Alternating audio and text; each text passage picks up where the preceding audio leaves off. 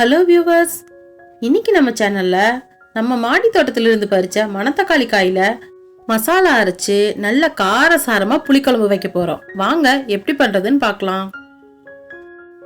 First ஒரு கடாயில 1 spoon அரிசி சேர்த்திக்கங்க.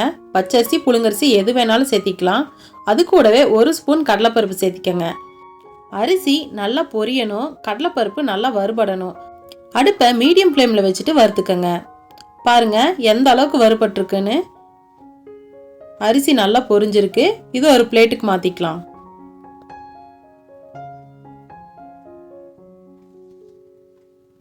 அதே கடாயில 1 ஸ்பூன் எண்ணெய் சேர்த்திக்கங்க.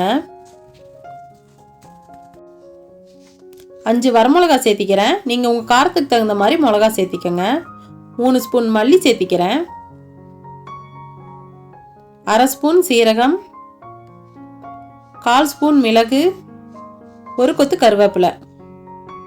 இத கருகாம நல்ல மணம் வர வரைக்கும் வறுத்துக்கங்க. பாருங்க இப்ப எல்லாமே வறுபட்டுருச்சு. இத ஒரு பிளேட்டுக்கு மாத்திக்கலாம்.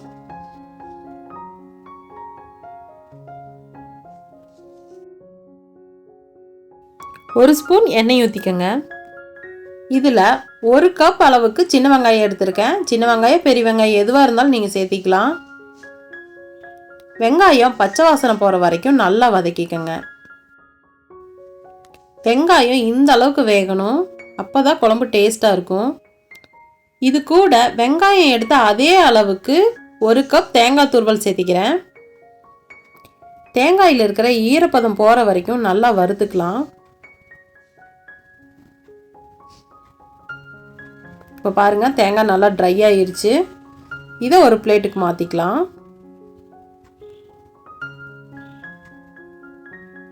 அதே கடாயில 1 ஸ்பூன் எண்ணெய் ஊத்திக்கங்க. இதுல நம்ம சுத்தம் பண்ணி கழுவி வச்ச மணத்தக்காளி சேர்த்திக்கலாம். அடுப்பை லோ ஃப்ளேம்ல வச்சுட்டு கிளறி கொடுத்துட்டே இருங்க. அப்படியே விட்டுறாதீங்க, இந்த காய் வெடிக்கும். நல்லா கிளறி கொடுத்துட்டே இருங்க. காய் பாருங்க இப்போ இந்த அளவுக்கு கலர் மாதிரி வந்துருச்சு. வெடிக்க ஆரம்பிக்கும் போது அடுப்பை ஆஃப் பண்ணிருங்க. இது இருக்கட்டும். நம்ம வறுத்து வச்ச மசாலா சாமானுங்கள்லாம் ஆறிடுச்சு. இது கூட 2 பல் பூண்டு சேர்த்திக்கங்க. ஒரு 1/4 ஸ்பூன் மஞ்சள் தூள் சேர்த்திக்கங்க. இதை தண்ணி சேர்த்தி நைஸா அரைச்சு எடுத்துக்கலாம். குழம்பு தாளிக்க ஒரு கடாயில 3 ஸ்பூன் நல்லெண்ணெய் சேர்த்திக்கங்க. புளிக்குழம்பெல்லாம் நல்லெண்ணெயில செஞ்சீங்கன்னா டேஸ்ட் சூப்பரா இருக்கும். எண்ணெய் காஞ்சது கடுகு போட்டுக்கங்க.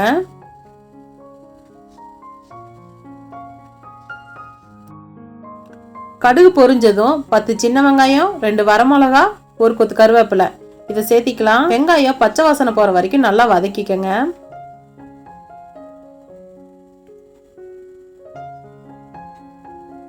வெங்காயம் நல்லா வெந்துருச்சு. இப்ப நம்ம அரைச்சு வச்ச மசாலாவை சேர்த்திக்கலாம்.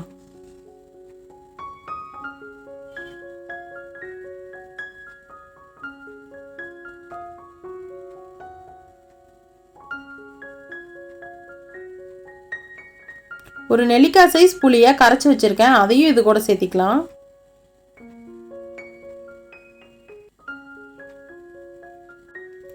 குழம்புக்கு தேவையான அளவு தண்ணி சேர்த்திக்கங்க.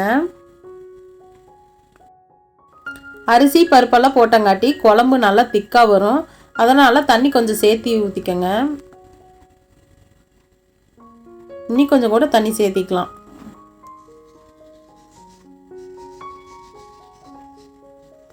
இது கூட நம்ம வதக்கி வச்ச மணத்தக்காளி காயை சேர்த்திக்கலாம்.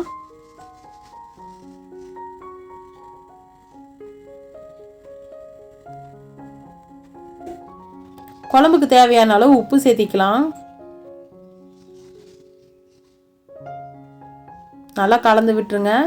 பாருங்க குழம்பு எவ்வளோ தண்ணியாட்டு இருக்குன்னு. இந்த அளவுக்கு வைக்கணும், அப்பதான் நம்ம கொதிச்சு வரும்போது கரெக்டா இருக்கும். இப்போ புளியோட பச்சை வாசனையெல்லாம் போயிடுச்சு. எண்ணெய் நல்லா பிரிஞ்சு வந்துருச்சு. குழம்பு கம கமன்னு ரெடி ஆயிருச்சு. பாருங்க எவ்வளோ திக்கா இருக்குன்னு. ஆறுச்சுன்னா இன்னியுமே கெட்டியாகும். காயெல்லாம் நல்லா வெந்து நல்லா மிதங்கிட்டு இருக்கு பாருங்க. கடைசியாக இதில் பெருங்காயத்தூள் சேர்த்திக்கங்க. கூடவே ஒரு கொத்து கருவேப்பிலையை கிள்ளி சேர்த்திக்கங்க.